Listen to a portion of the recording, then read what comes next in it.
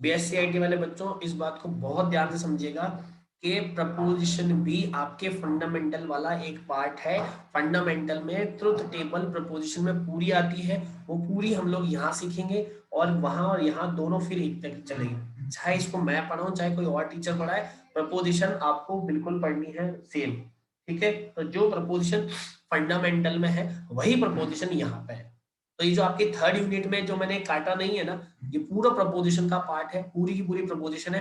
तो अगर प्रपोजिशन मैं पढ़ाता हूँ तो फंडामेंटल और यहाँ पे दोनों जगह एक साथ कवर होगी, और कोई और टीचर आपको प्रपोजिशन पढ़ा रहा है तो समझ लेना ये वाला पार्ट भी कवर हो रहा है। फंडामेंटल में और यहाँ पे प्रपोजिशन बिल्कुल सेम है। ठीक है, और ये कार्टेशियन प्रोडक्ट अभी कर देंगे तो आपकी थर्ड यूनिट भी बहुत सारी कंप्लीट हो रखी है ऑलरेडी। ठीक है, चलो फोर्थ यूनिट पे आओ। रिलेशन। रिलेशन हम लोगों ने पढ़ा है, रिफ्लेक्सिव हम लोगों ने पढ़ा है, सिमेट्रिक एसिमेट्रिक हम लोगों ने पढ़ा है। ठीक है, अरे भाई खुशहाल क्या दिक्कत है, मेरे को बंद करना पड़ेगा। हाँ, ये compatible universal complementary relationship.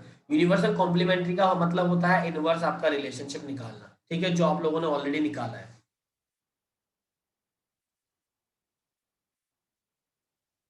Equivalence relation मैंने आपको बताया क्या होता है इक्वलेंस रिलेशन। हाँ, डी मॉर्गन्स लॉ मैंने सेट में करवाया था। ए इंटरसेक्शन बी का complement is equal to A complement union B complement. मैंने बोला था बीच वाला साइन चेंज होता है। कुछ एग्जांपल हमने करे थे, एक पूरी क्लास हमने डी मॉर्गन्स को दी थी, तो वो आता प्रॉपर्टी ऑफ कॉम्प्लीमेंट में आएगा, इस वाले में आता, ध्यान रखना। ठीक है, इक्वलेंस क्या होता है वो हमने बताया है।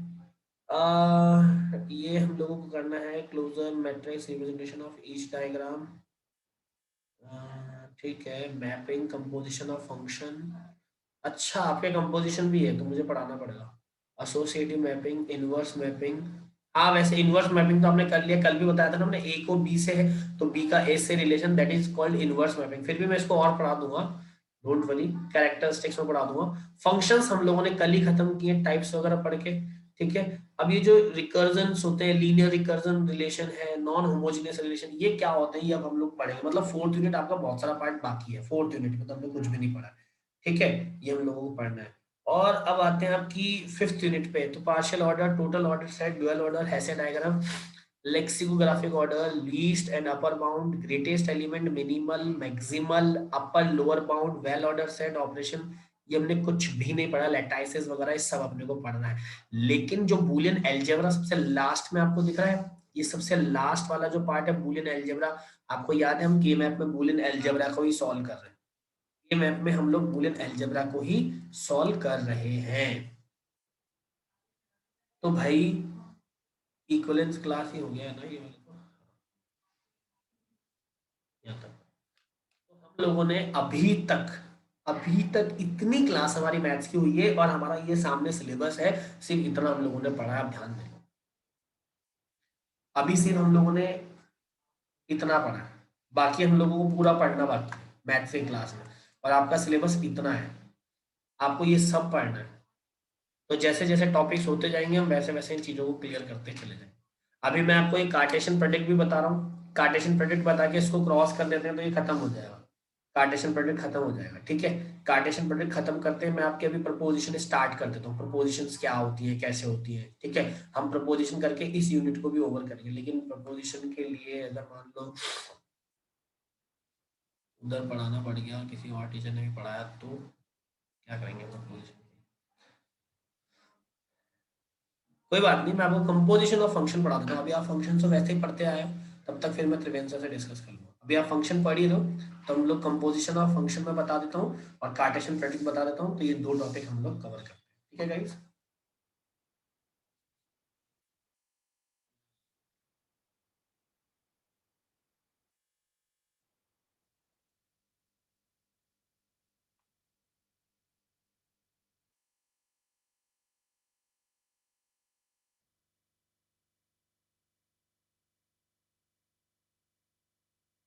अभी तो क्या हो गया इसको?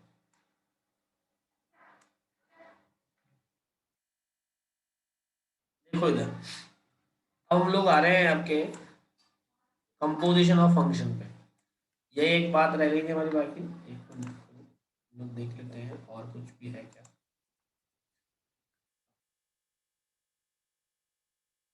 अभी तक अपने सिलेबस तो अपन ने डिस्कस कर लिया है। अब अपन आज का टॉपिक उठाते हैं अपना सबसे पहला, उठा लेता हूँ, कंपोजिशन ऑफ, नहीं नहीं, कंपोजिशन ऑफ फंक्शन तो बाद में पढ़ेंगे। उससे पहले एक वो सेट का टॉपिक है, Cartesian product of set.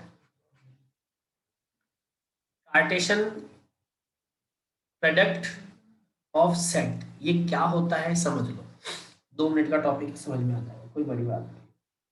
Cartesian product, ठीक है। मान लो एक सेट दिया है ए जिसकी वैल्यू है 1 2 3। मान लो दूसरा सेट दिया गया है बी जिसकी वैल्यू है ए बी सी। ये दो सेट है, 1 2 3 और ए बी सी। अब आपको कार्टेशियन प्रोडक्ट में क्या बोला गया है, आपको बोला गया है ए मल्टीप्लाई बाय बी फाइंड करके बताओ।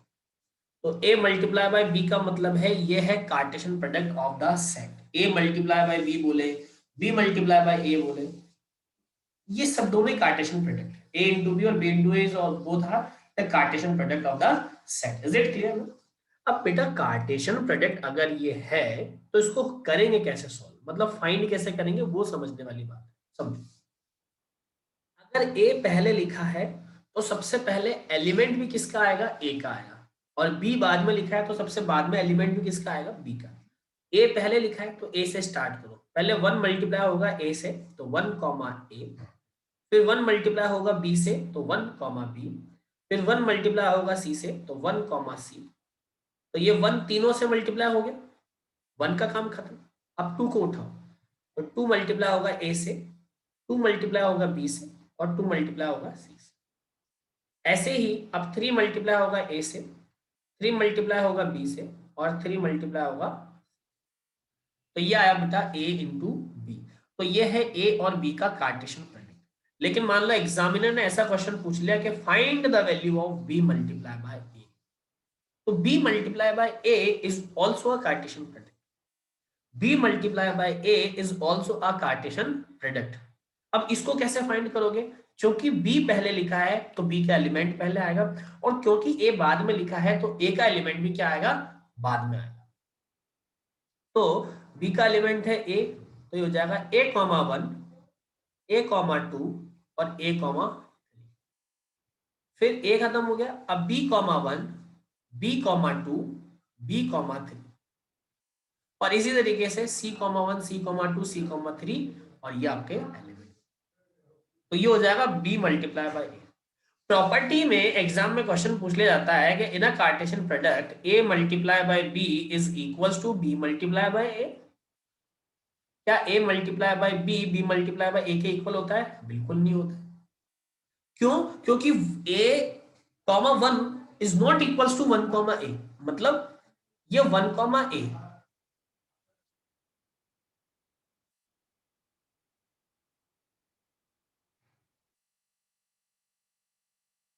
B multiply by A equal नहीं है। क्यों?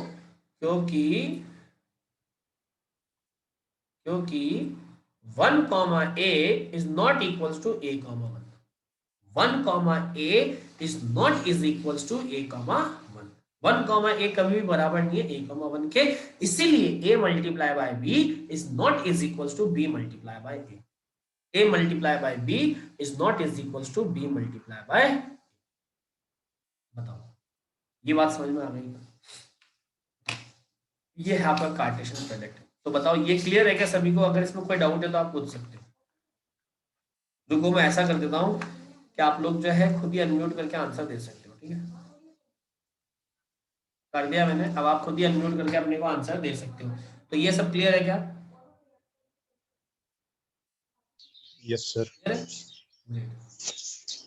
अब अगर ये क्लियर है तो हम लोग नेक्स्ट पे चले, आगे चले। Cartesian product of set. अगर हमारा ये टॉपिक खत्म हो गया, सेट का पार्ट था जो हमारा बच गया था, हमने नहीं किया अभी, सिलेबस में देखा तो था, तो हम लोगों ने इसको कवर कर लिया। अब हम लोग चलते हैं आपके कंपोजिशन ऑफ फंक्शन, है ना, कंपोजिशन फंक्शन के टाइप में। मतलब उस साइड में चलते हैं कि कंपोजिशन ऑफ फंक्शन क्या होता है, कैसे कंपोजिशन फंक्शन को फाइंड किया जाता है। नेक्स्ट टॉपिक है मेरा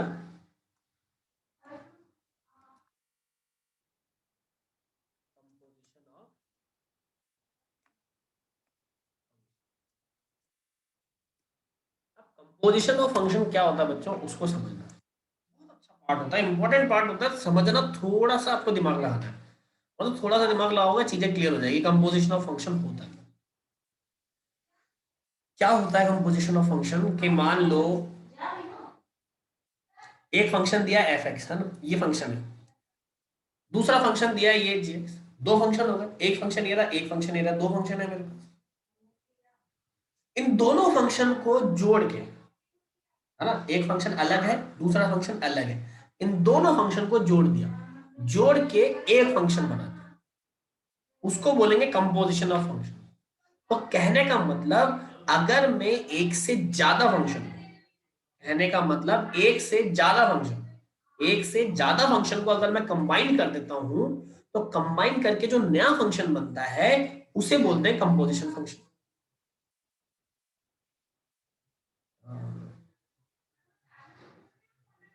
लव कुमार वैष्णव, क्या पूछना चाह रहे हो? एफ आई में मतलब नहीं समझ में आ रहा, आप एक बार अनम्यूट करके पूछो क्या पूछना चाह रहे हो, जो भी आप पूछना चाह रहे हो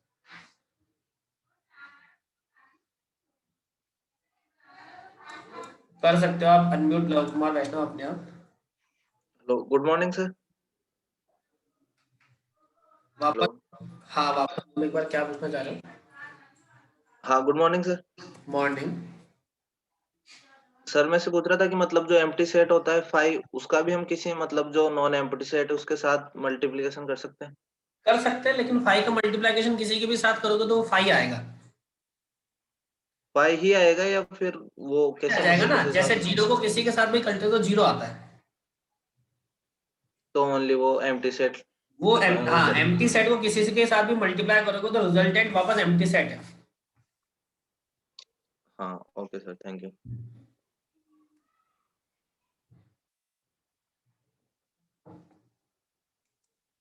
चलो क्लियर है।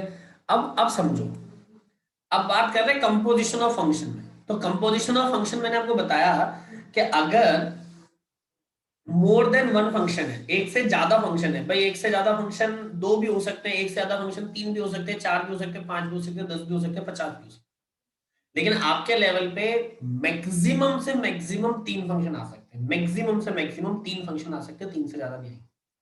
तो इनको कंबाइन करके, इनको जोड़ के, भाई ये अलग अलग दिए हुए हैं, इन सबको कंबाइन करके मैंने एक फंक्शन बना के आपको दे दिया कि ये फंक्शन है। सॉल्व से नहीं करना है हमें, बस इनको कंबाइन करना है। तो ये जो कंबाइन करने का प्रोसेस है, इन अलग अलग फंक्शंस को कंबाइन करके एक बनाने का जो प्रोसेस है, इस प्रोसेस को बोलते हैं कंपोजिशन ऑफ फंक्शन, या जो वो रिजल्टेंट आ रहा है उस रिजल्ट को बोलेंगे वो रिजल्ट है कंपोजिशन ऑफ। आप चाहो तो उस पूरे प्रोसेस को कंपोजिशन ऑफ फंक्शन बोल दो या उस रिजल्ट को कंपोजिशन फंक्शन बोल दो, बात है। अब कैसे करते हैं वो समझना। जैसे मान के चलिए एक एग्जांपल लेता हूं, एक एग्जांपल में f ऑफ x एक फंक्शन है f, उसकी वैल्यू दे रखी है x प्लस वन। दूसरा फंक्शन है g ऑफ x, इसकी वैल्यू दे रखी है मान लीजिए x स्क्वायर, और आपको बोला है कि find the value of number one, find the value of number one f of g of x, f of g of x। ये जो o होता है ना दो फंक्शंस के बीच में जो o लिखा है इसको बोलते हैं ऑफ।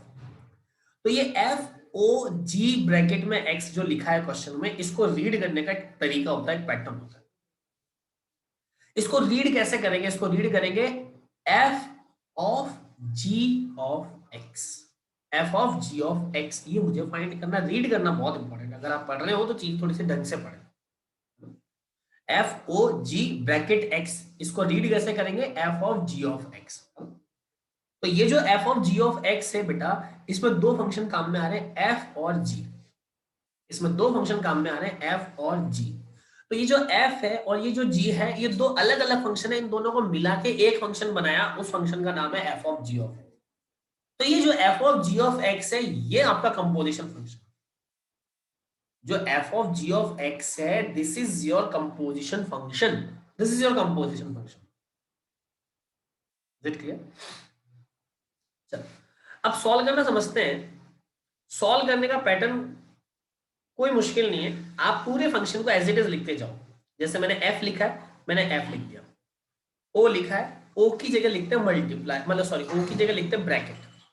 तो जैसे ये ओ है तो ओ की जगह मैंने ब्रैकेट लगा दिया। फिर आगे जी लिखा है, मैंने जी लिख दिया। ब्रैकेट लगा, मैंने ब्रैकेट लगा दिया। ओ होता तो मैं क्या करता, ब्रैकेट लगा देता, ब्रैकेट।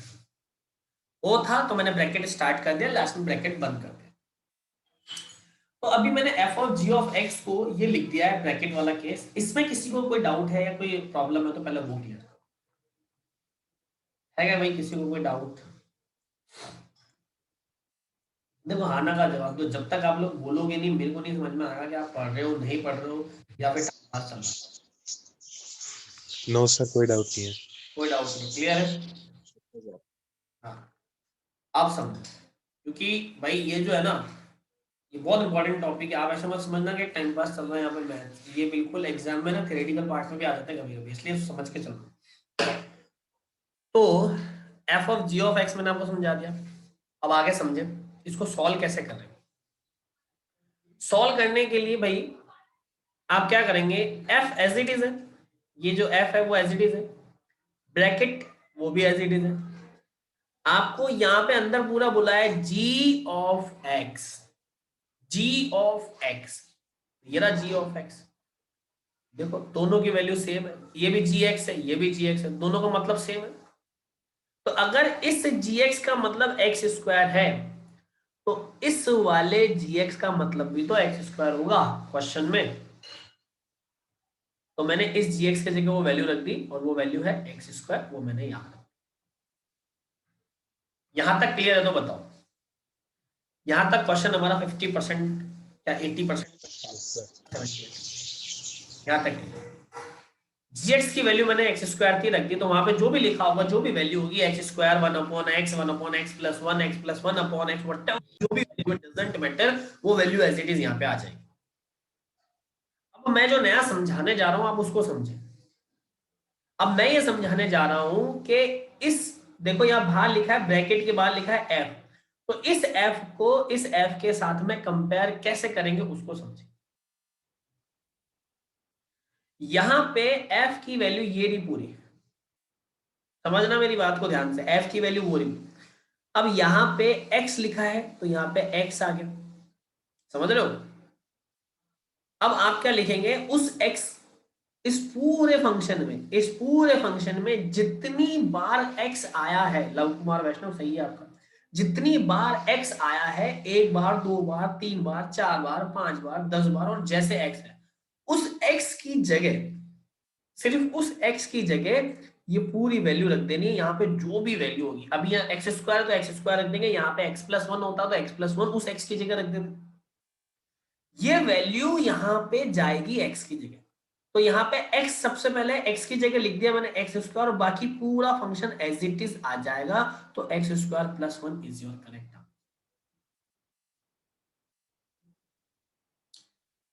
आपको क्वेश्चन में ये f और g दिया हुआ होगा, अगर ये नहीं दिया जाएगा तो आप क्वेश्चन सॉल्व नहीं कर सकते। इसके बिना क्वेश्चन कैसे सॉल्व? एक एग्जांपल और ले रहा हूं, समझो। ये एग्जांपल 2 लिया, मैं थोड़ा सा कॉम्प्लिकेट करता हूँ। X square plus 2x plus 1 और g of x is equals to 1/x plus 1। मैं इसलिए ऐसा कर रहा हूँ ताकि थोड़ा सा चीजें कॉम्प्लिकेट हो तो आपको समझ में आए कि एक्चुअल में हुआ क्या है। मैंने बोला find the value of 1 f of g of x, वापस से अपने को वो पता करना है जो हमने पहले किया। तो क्या लिखेंगे, f o की जगह ब्रैकेट और g of x as it is आ गया। क्या लिख रहे हैं, f as it is gx की जगह लिख दिया 1/x प्लस 1। अब क्या लिख रहे हैं, f को कंपेयर कर रहे हैं, तो यहाँ पे जितनी बार x है x की जगह क्या लिखना है, ये पूरी वैल्यू लिखनी है। तो सबसे पहले दिखा ये x, तो x की जगह वैल्यू रख दी 1/x प्लस 1। x की पावर 2 है तो इस पूरे की पावर 2 लगा दी, फिर प्लस का साइन लगा दिया, फिर 2 लिख दिया, फिर x है, x की जगह वापस ये पूरी वैल्यू लिख दी। फिर प्लस का साइन है, फिर 1 है, लिख दिया। आप चाहो तो आगे सॉल्व करना, चाहो तो यहाँ छोड़ देना, आपका मर्जी है। आगे सॉल्व करोगे ज्यादा अच्छा रहेगा। ये आपका आंसर। तो आप बच्चों मेरे को बताओ, यहां तक किसी को कोई डाउट या कोई दिक्कत है क्या? यस और नो का आंसर। No no sir. सबको क्लियर है ये बात? सभी को? Yes sir. Yes sir. अब आगे समझेंगे। अगर मैं इसी क्वेश्चन को थोड़ा सा ट्विस्ट कर दूं, घुमा दूं बोल लेते हो, मैं इस क्वेश्चन को ऐसे लिख दूं, मैं इसको लिख दूं कि find the value of g of f of x। तो g of f of x का मतलब है g o की जगह ब्रैकेट और ये f ऑफ x। तो यहाँ पे क्या आएगा, ये g और f का मतलब है एक्स स्क्वायर प्लस का 2x और प्लस का 1। अब g को कंपेयर करेंगे तो g में जितनी जितनी जगह x है उतनी उतनी जगह ये वैल्यू आ जाएगी। तो g में क्या है, 1 अपॉन ये लो, x की जगह पूरी वैल्यू रख दो, x square plus 2x plus 1 पूरी वैल्यू रख दी, ये रख दी। फिर बाद में प्लस 1 है तो ये प्लस 1 और लगा दे, ये आपका रिजल्ट है। अब ये आपका रिजल्ट, ठीक है, अब ये आपका रिजल्ट है। तो ये हो गया g of f of x। तो ये जो आपने दो फंक्शन को मिलाया है, इससे बोलते हैं कंपोजिशन ऑफ फंक्शन, इसको बोलते हैं कंपोजिशन ऑफ फंक्शन। ऐसे हम लोग फाइंड करते हैं। तो कंपोजिशन ऑफ फंक्शन जो मैंने आपको बताया है, इसमें किसी को डाउट है क्या अभी तक? तो आगे और भी क्वेश्चन कर रहा हूं मैं, प्रैक्टिस के लिए भी दूंगा, लेकिन अभी पहले मैंने जो करवाया उसमें कोई दिक्कत है क्या? No sir. Okay great. तो ये नोट जिसको करना था उसने कर लिया होगा शायद।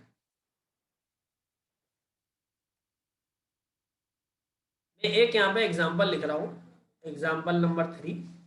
मैंने लिखा f of x is equals to 2x square plus 1, g of x is equals to x upon 1 plus x, और h ऑफ x मैंने लिख दिया x plus 1 raise to the power 2। और मैंने आपको बोला कि find the value of number 1 f of h of g of x। ये फाइंड, तो सॉल्व कैसे करेंगे? f o की जगह ब्रैकेट, h o की जगह ब्रैकेट और g ऑफ x, दो ब्रैकेट। क्यों? क्योंकि दो बार o है, दो बार o है, दो ब्रैकेट आ गए। फिर मैंने लिखा f h और g की वैल्यू रख दी x upon 1 plus x as it is. फिर मैंने f एज इट इज, अब h के साथ कंपेयर करना है, तो h में जहां जहां पे x है वहां पे वैल्यू आ जाएगी। देखना x की जगह लिख दिया x अपॉन 1 प्लस है, बाकी ये प्लस का 1 पूरे का स्क्वायर, ये एज इट इज, इसमें कोई चेंज नहीं है।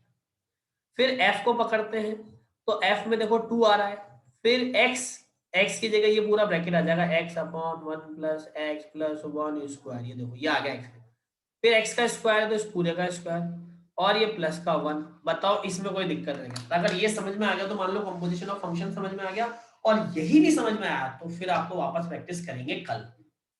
बताओ क्लियर है क्या ये चीज? जो मैथ यस सर। उसको तो समझ में आया, यस सर। उन्होंने पढ़ा है। अगर जिसको नहीं समझ में आया तो पहले वो बताओ कि भाई हमें नहीं समझ में आया। सबको सब क्लियर है?